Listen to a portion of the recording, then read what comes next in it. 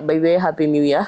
And I'm hoping that life becomes like a little better. Like I can come in front of the camera, I can put on some makeup, and that's a good sign.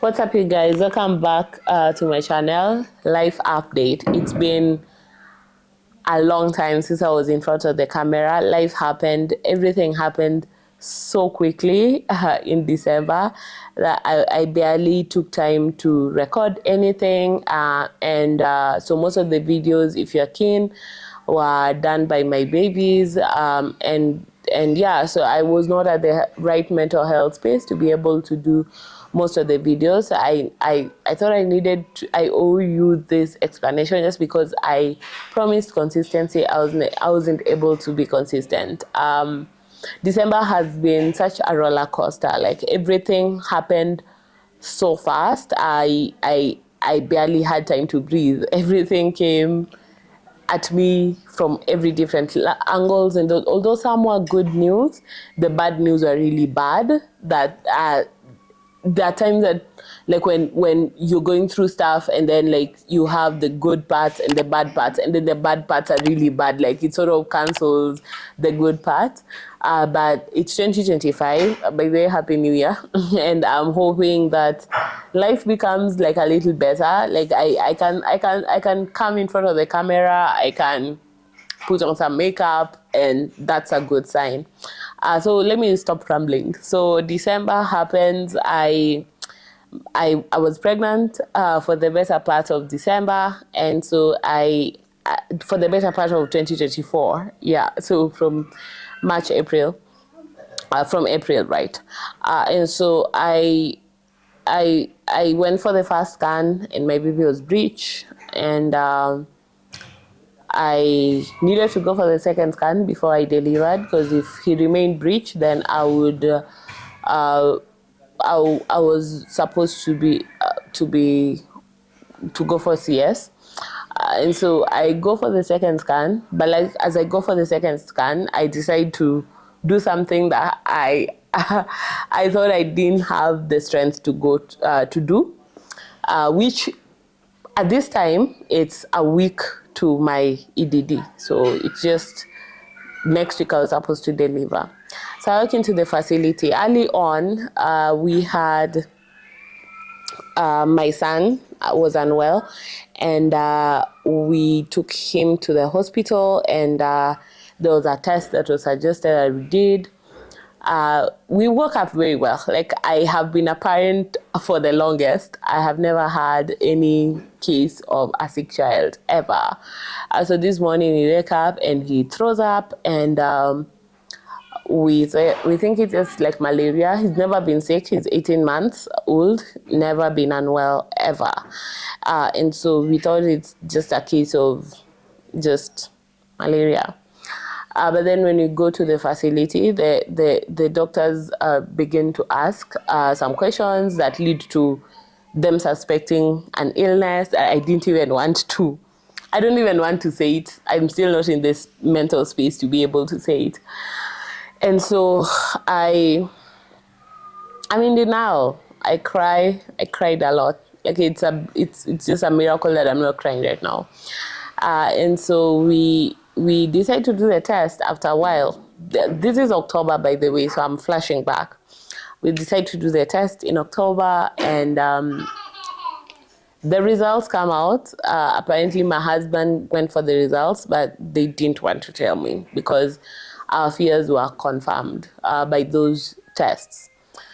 So I walk into the facility. I decide the person who was supposed, the sonographer was not in, so I wasn't able to do the scan. But I was like, I'm here already. This is the facility that we did the test in. Let me just take the results.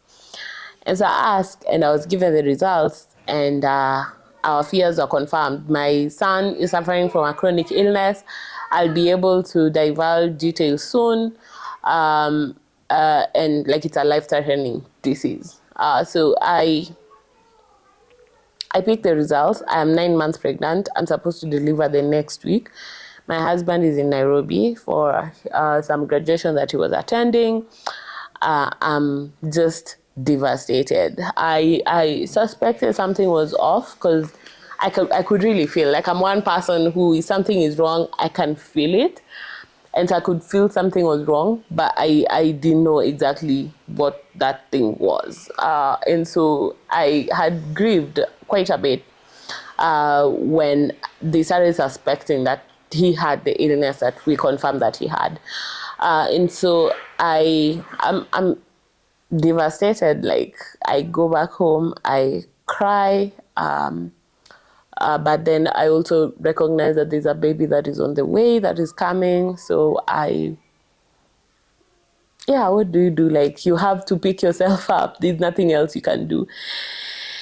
And so I am in this space where, like, I'm introducing a child into the world.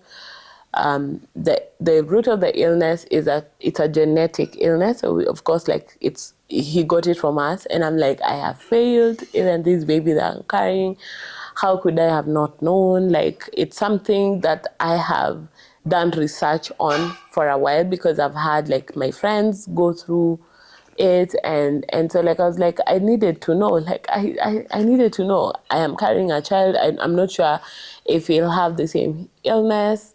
And so, like, it was just a very confusing space.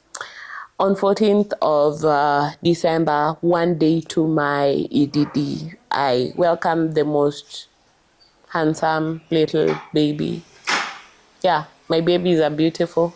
I think it's a bias that mummies have in the most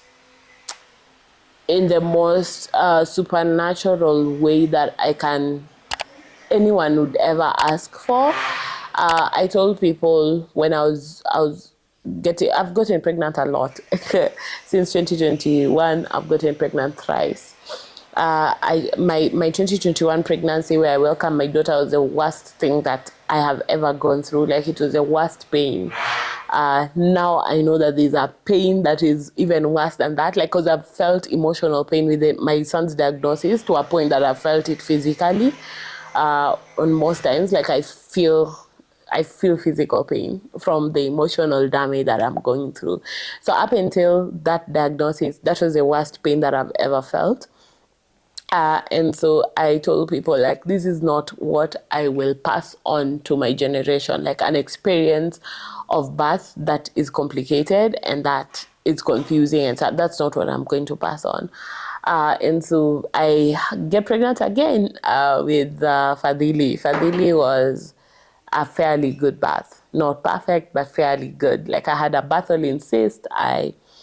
And yeah, it was not like my ideal. Like, I always envisioned like a painless childbirth, like a Hebrew birth. And so when I got pregnant and I went for a scan, it was breech. I was like, this baby is not going to be delivered via CS, because the reason why I'm doing this delivery is to break that thing in my head that childbirth has to be very painful.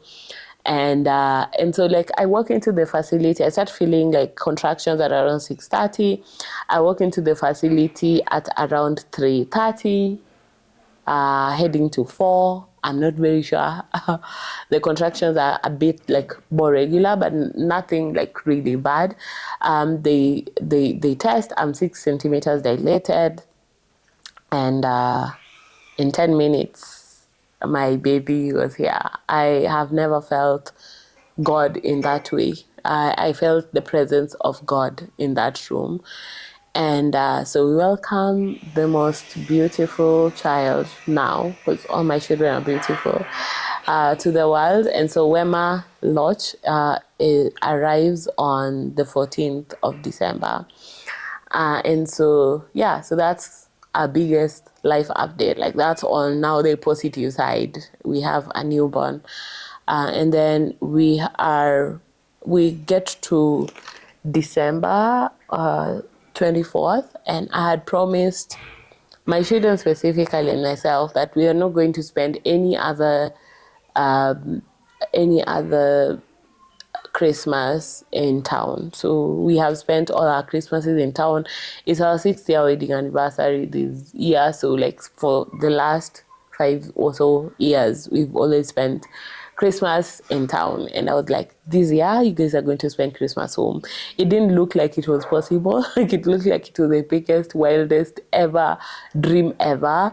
And on 24th, we move into our very undone house. I'm filming this from our new house in the shack. So we got to spend holidays in the village, and of course that also carries with its with like carries on the thing of me not being consistent, because like we literally don't have network here, but we've had the best time of our lives as a family together. And so December for me was such a roller coaster. Chronic illness, diagnosis, welcoming my son, and then moving into our shag's house. And so, like, for me, it's 2 good news, 1 really bad, but the bad is really bad. And so I'll share like updates of these 3 different journeys, because I think there's a lot to be shared. There's a lot to be done in this house specifically that we have not done, but at least we moved in, and that's a big blessing. There's a lot of motherhood updates that I would like to give, and also when I'm okay, I will share everything about my son. I believe he'll be healed one day. I have faith like that. But for now, if you pray, keep us in your prayers, because we really need it. Thank you so much for watching. If you haven't subscribed, please do. 2025 is going to be a very consistent year for me. And so please subscribe and just let me know which kind of content you'd like to see. And yeah, I can't wait to see you on the other side. Thank you so much for watching. Bye.